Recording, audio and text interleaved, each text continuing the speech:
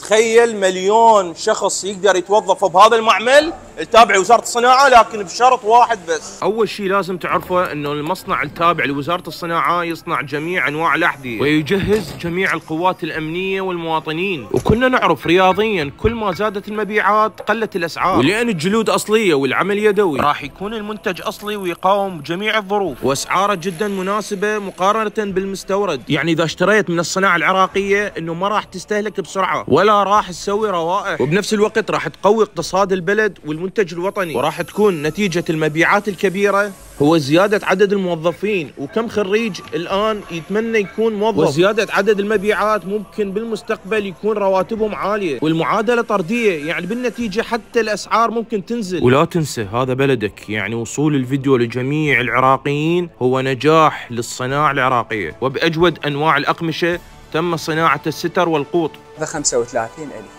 35,000 الفي اي، يعني هذني في اي بي 35,000. هذا الموديلات فيها ولف واسمها ماجازين. العنوان بغداد الكرادة خارج مقابل حلويات الزيتون، معرض النسيج والجلود العراقية.